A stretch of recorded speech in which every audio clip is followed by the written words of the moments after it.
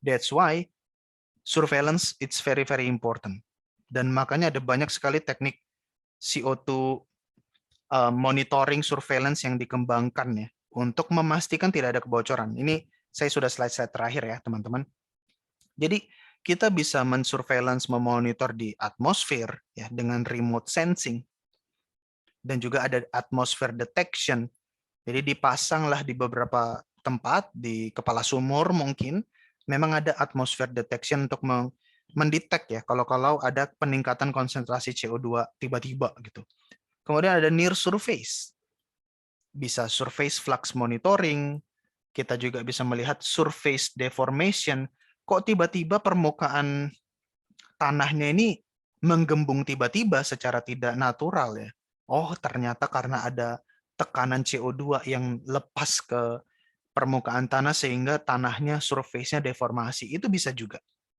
Kemudian ada subsurface sudah pasti. Bisa kita lakukan fluid sampling, bisa kita lakukan pressure monitoring, ini mah wajib.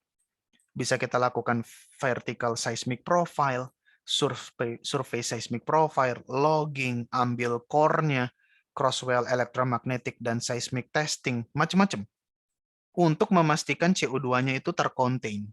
Ya, di sini teman-teman bisa lihatlah ada banyak sekali tekniknya dengan tracer, pengecekan pressure, logging, time lapse seismic, ya, 3D seismic, 4D seismic, macam-macam. Semoga di lain kesempatan kita bisa membahas ini lebih dalam ya.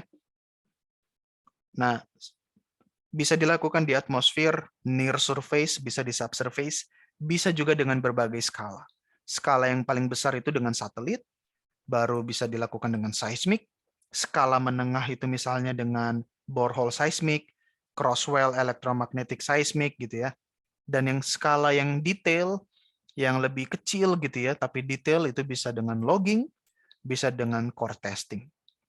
Untuk melihat sebenarnya CO2-nya itu tertampung di formasi tertentukah ya, dengan logging kan bisa ya kita cek ya. Dan dengan core juga.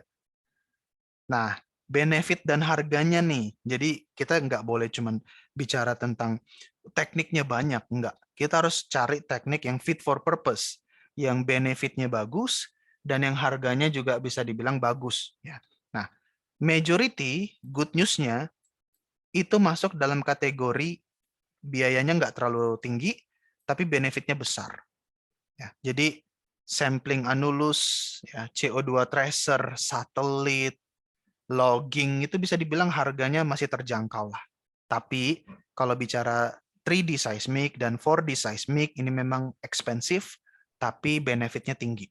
Jadi ya harus kita hitung-hitung lah. Tapi menurut saya seismic ini wajib lah. Seperti itu. Nah, untuk apa? Misalnya seismic, kita bisa melihat along the way, over time, kita bisa melihat CO2 plume kita ini sudah extend sejauh mana. Ya, seperti ini. Ini skalanya 1 kilometer ya.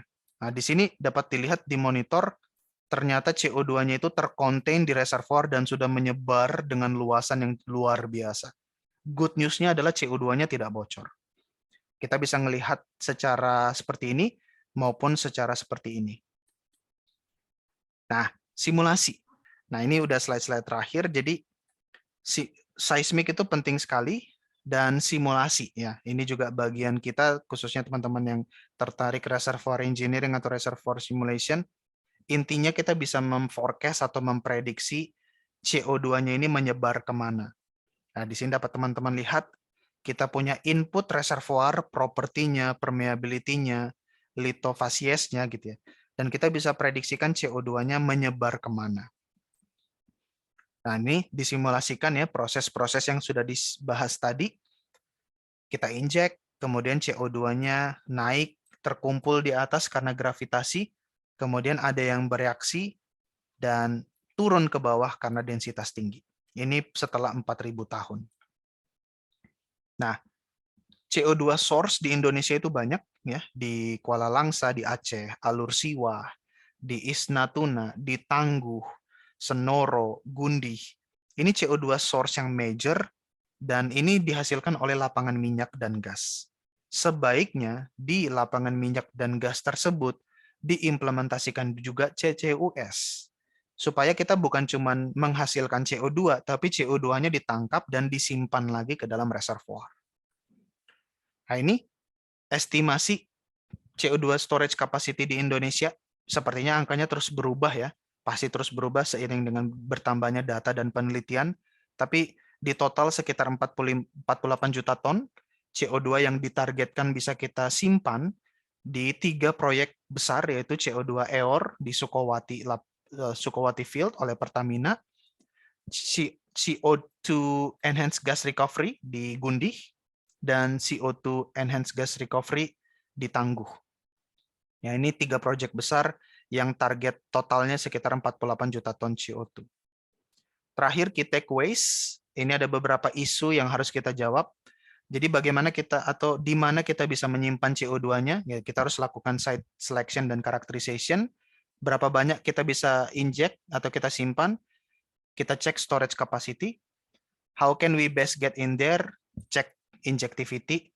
Bagaimana kita jamin CO2-nya stay? Itu kita cek containment. Bagaimana kita bisa tahu? Kita lakukan measurement, monitoring, verifikasi. Bagaimana cost-nya? Kita hitung economic analisisnya. Risikonya kita lakukan risk assessment dan manajemen. Kita berkoordinasi dengan driver yang memungkinkan CCUS ini terimplementasi. Kita juga lihat regulatory, liability, dan public perception. Key point terakhir, CCUS itu bukan solusi yang silver bullet, tapi sangat-sangat penting untuk mencapai net zero. CCUS teknologi itu sudah well known dan sudah dideploy, sudah diimplementasikan. Dan yang paling berperan sampai sejauh ini adalah oil and gas industry sebagai global leader. Approximately 30 juta CO2 itu sudah di-capture dan dipakai dalam CCUS. 70%-nya itu pelakunya adalah oil and gas operation untuk menjalankan CCUS itu. That's why understanding CCUS itu very important untuk para oil and gas investor, expert, practitioner, dan student seperti teman-teman semuanya. Oke, that's all teman-teman dari saya terkait CCUS ini. Semoga bermanfaat dan silakan kita bisa buka sesi tanya jawabnya. Terima kasih.